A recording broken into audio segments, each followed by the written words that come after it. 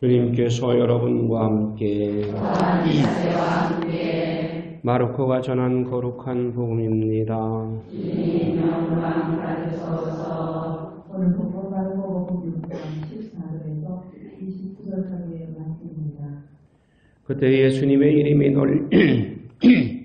널리 알려져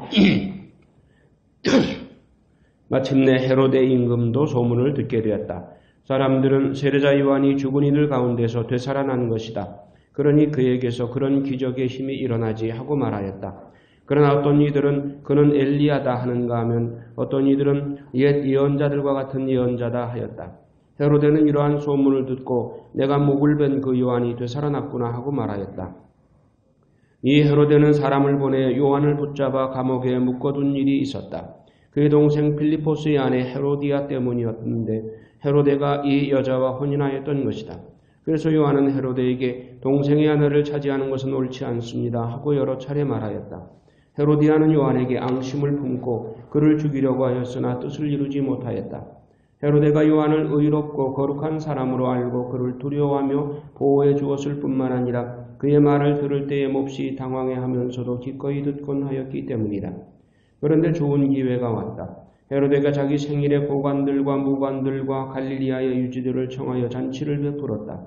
그 자리에 헤로디아의 딸이 들어가 춤을 추어 헤로데와 그의 손님들을 즐겁게 하였다.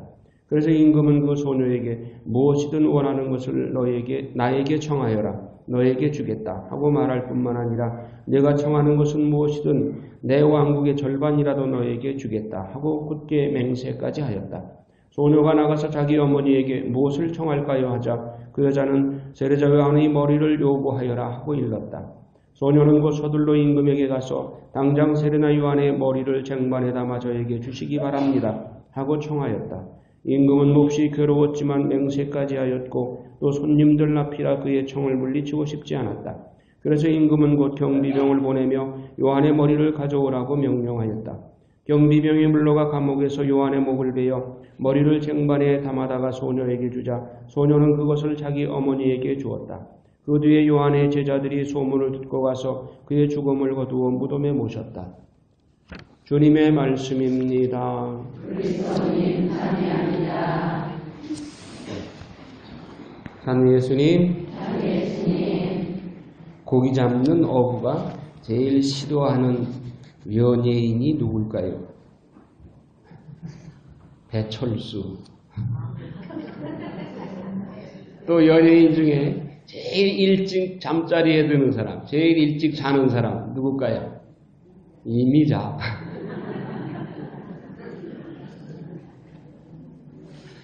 예, 오늘 복음 말씀을 묵상하는데 제가 제목을 그렇게 붙여봤습니다. 누가 진정한 왕인가? 누가 진정한 왕이에요? 헤로데 안티파스예요? 누구예요? 이 세상의 진정한 왕은 누구예요? 예수님, 하느님만이 진정한 왕입니다. 근데 헤로데 안티파스는 자기가 왕이라고 생각했고 내 나라가 다 내 것이다. 그러니까 헤로디아의 딸이 춤을 잘 추니까 기분이 좋아가지고 뭐라고 그래요? 뭐라고 맹세해요? 네가 청한다면 나라의 절반이라도 떼어주겠다. 이건 뭐예요? 내가 왕이니까 내 나라 내 거야. 그러니까 내 마음대로 처리해. 이거 아니겠어요? 그런데 예수님이 나타나신 거예요. 아니, 그렇게 많은 기적을 행하고 하는 저 사람은 누군가? 사람들도 수군수군 대면서 소문에 들리기를 그 헤로데가 목 베어 죽인 세례자 요한이 되살아났다.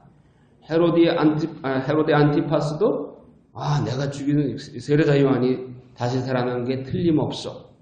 이 말을 하는 헤로데 안티파스의 마음속에는 헤로데가 세례자 요한을 죽인 것이 정당하다는 것입니까? 정당하지 않다는 겁니다. 정당하지 않다는 양심의 가책이 있기 때문에 늘 그 후로 잠자리가 불편했어. 항상 양심의 가책을 느꼈어. 그런데 예수님이 나타난 걸 보니까 내가 죽인 세례자 요한이 다시 살아났구나 하면서 지금 자기의 그 양심의 가책을 느끼는 것에 대한 회개라고 할 수는 없지만은 뉘우침 그런 것들이 섞여 있는 말입니다. 예수님은 무언으로 헤로데에게 향해서 누가 진정한 왕이냐? 네가 진정한 왕이냐? 하느님이 진정한 왕이냐? 하는 것을 자문자답하게 합니다.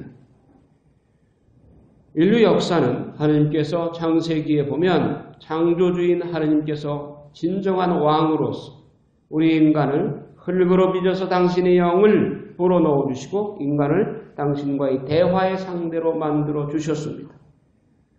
피조물은 창조주의 권한을 넘을 수 없는 그 한계를 인정하고 하느님께서 말씀하시는 명령에 순종했어야만 됐습니다.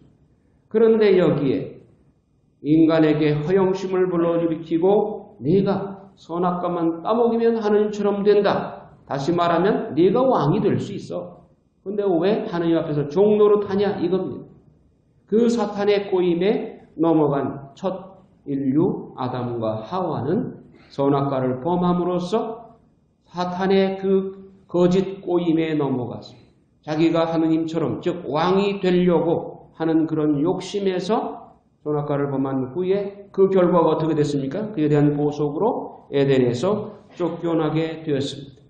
인류는 그 후로 끊임없이 이 사탄이 넣어준 이 거짓 허영심, 내가 왕이 될 수 있다, 하느님처럼 될 수 있다고 하는 이 욕심이 우리 인간 마음속에 천착되어 있어서 떼어낼 수 없을 만큼 우리 인간을 집요하게 지배하고 있습니다. 여러분, 우리 크리스찬들은 하느님이 왕이라는 거 인정합니다. 머리로만.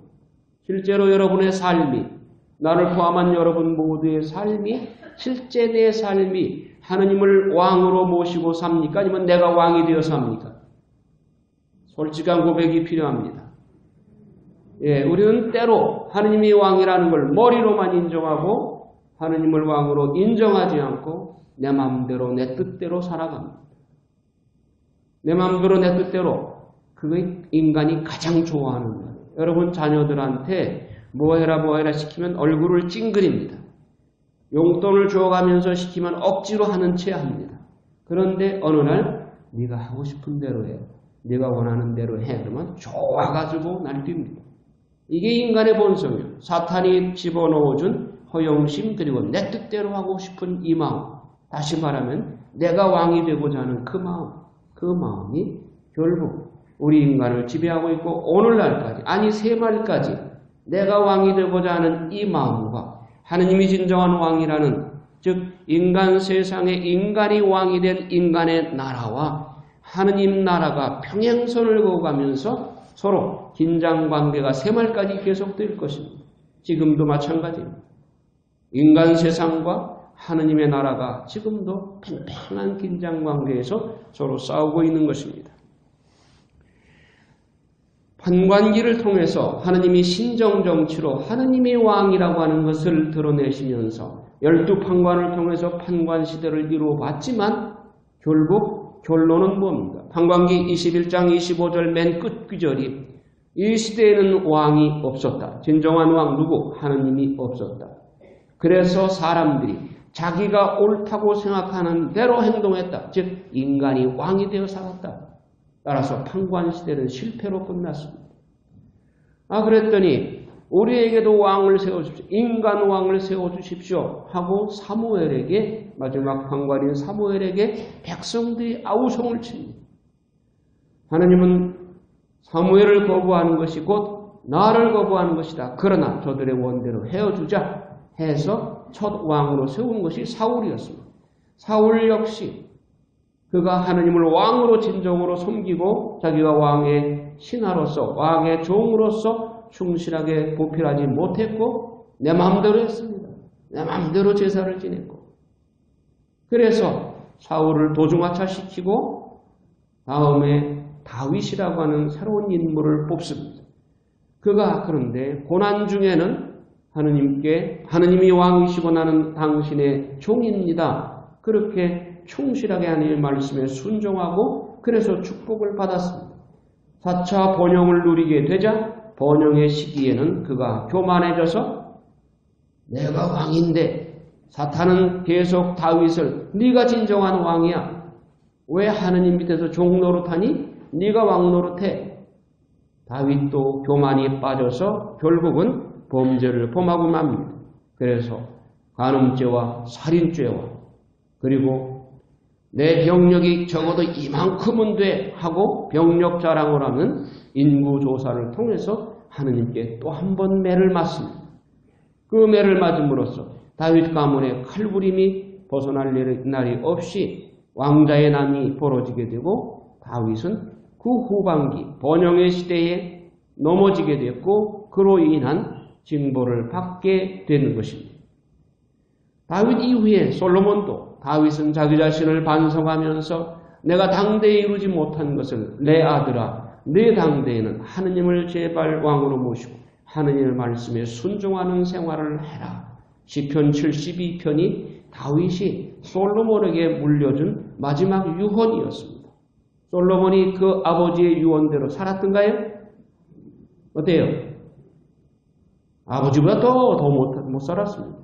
솔로몬은 형편없이 후반기에 하느님이 하지 말라는 거 올라가면서 했습니다. 그래서 솔로몬도 결국은 자기 자신을 왕으로 과신했기에 하느님을 왕으로 모시지 못한 까닭에 말년은 아주 비참하게 됐고 남북 이스라엘 두 나라로 갈리게 되었습니다. 인간은 끊임없이 창세기 11장의 바벨탑 사건도 또한 선악과 상권의 또 다른 표현입니다. 우리가 탑을 높이 쌓아서 하늘 높이 쌓아서 하늘까지 이루고 그리고 우리의 이름을 날리자. 이름을 날리자는 게 뭐예요? 우리가 왕이다. 그래요. 하느님 없이도 우리가 잘 살 수 있다. 바벨탑은 오늘날 제2, 제3의 바벨탑이 이 세상에서 계속해서 세워지고 있습니다. 그러나 하느님은 창세기 12장에 아브라함을 불러서 당신 나라를 세우시고 아브라함과 이삭과 야곱과 요셉으로 이루어지는 하느님 나라 계보가 계속 정통을 이어오고 있는 것입니다. 바벨탑 사건 후에 인간은 언어가 흩어지게 됐고 의사소통이 이루어지지 않게 됐습니다. 의사가 불통하게 되었습니다. 지금 사회 곳곳에서 서로 의사소통이 잘 안 되고 의사가 불통되는 이런 현상들, 바벨탑의 그 징벌이라고 할 수 있습니다. 다윗에서 우리가 볼 수 있듯이 우리가 어려움과 고난과 역경 중에는 하느님을 찾습니다. 그리고 하느님이 왕이심을 인정하고 하느님께 우리의 어려운 고난 보따리를 맡겨드릴 줄 압니다. 그러나 번영을 누리게 되면 그만 교만에 빠져서 하느님 대신 내가 왕이 되려고 합니다. 이것이 인간의 심리인 것입니다. 세상 사람들은 자기가 왕이라고 아니 내가 벌어서 내 마음대로 쓰는데 누가 뭐라고 그럴 거야. 내 것인데. 세상 사람들은 그렇게 말합니다. 그러나 우리 크리스찬들은 하느님의 왕이심을 알고 있고 또 하느님이 왕이라고 하는 것을 실천해야 된다고 하는 것을 양심의 소리를 듣고 있습니다. 그런데 가끔 우리는 실제 삶에서 내가 왕 노릇하고 있는 모습을 어느덧 나 자신도 모르게 발견할 때가 여러 번 있습니다. 이것은 저 자신의 고백이고 여러분 모두의 고백인 것입니다.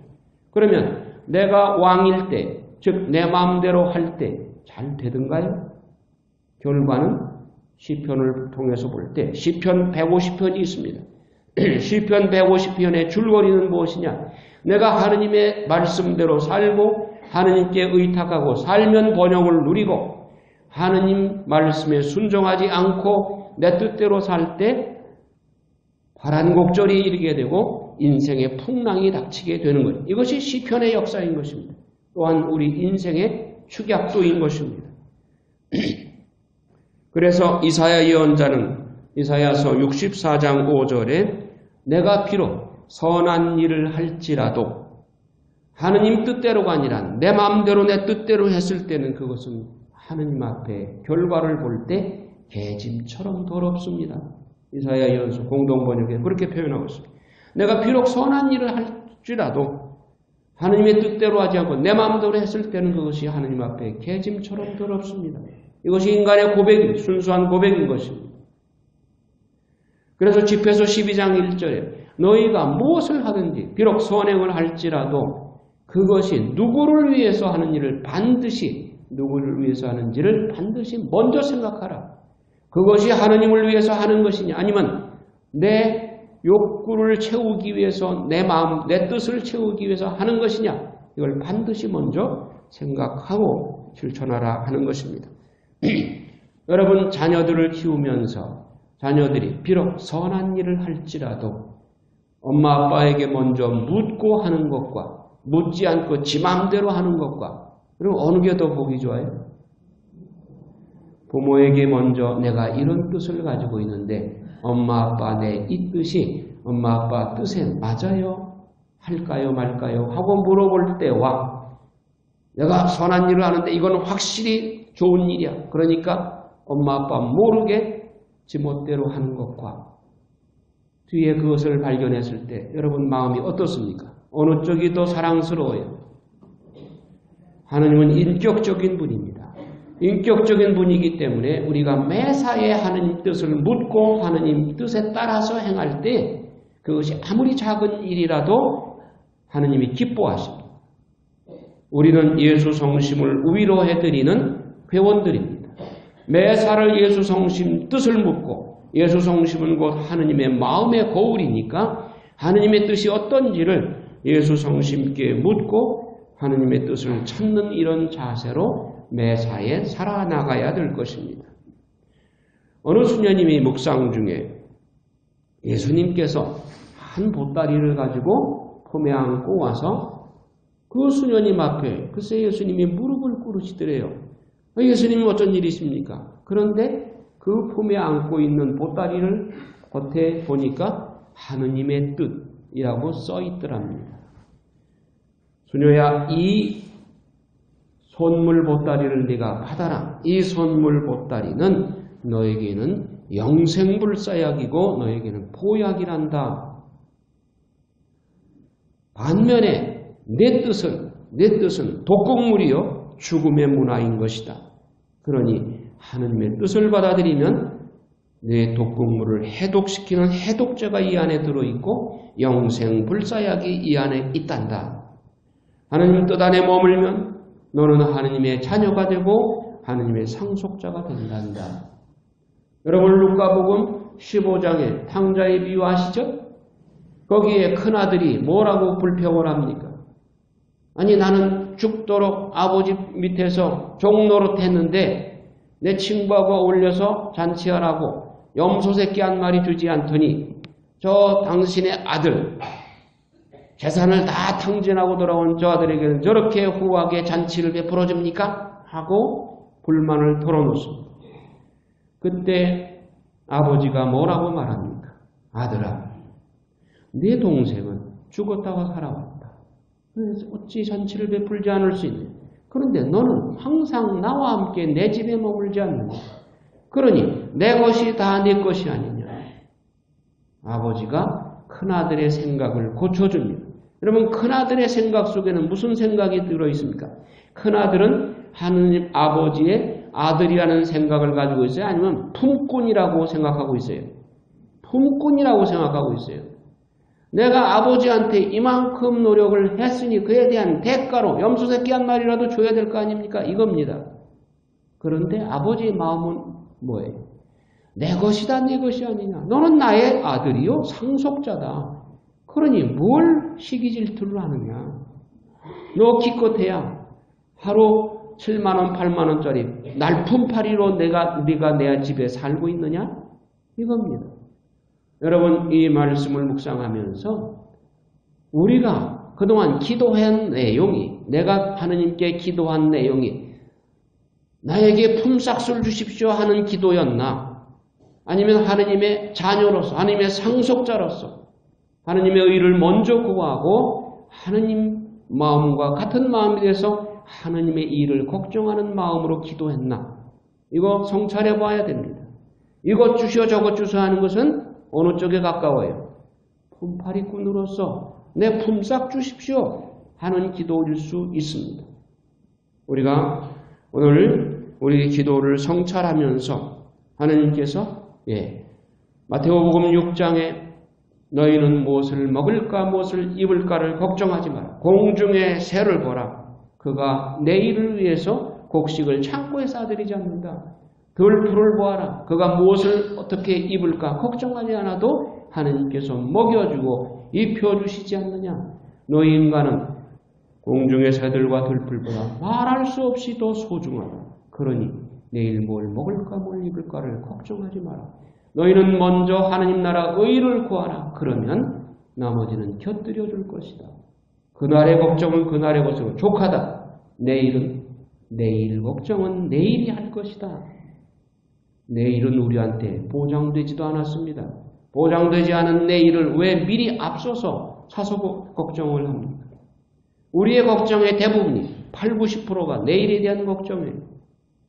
하나님 나라의 의를 먼저 구할 때에 우리는 하나님의 자녀요, 하나님의 상속자로서 하나님 궁궐 안에 이미 들어와 사는 것입니다. 예수님께서 여러분 앞에 선물을 들고 오셨습니다. 하나님의 뜻이라고 하는 이 보물단지를 여러분에 주시고자 합니다. 여러분이 미사 후에 촛불을 하나씩 받아들일 때에 바로 그 초가 하나님의 뜻대로 살겠다고 하는 어제 예수님께서 아버지께 자기 자신을 성전에 봉헌하셨듯이 너는 내 뜻을 이루기 위해서가 아니라 아버지의 뜻을 이루기 위해서 왔고 또 하나님의 뜻이라면 십자가의 죽음까지도 기꺼이 받아들이겠다는 예수님의 그 봉헌의 뜻을 초에 담아서 여러분에게 선물할 때 이제부터는 내 뜻대로 아니라 아버지의 뜻대로 살겠습니다 하는 그런 다짐으로 선물을 받으시기 바랍니다. 아멘.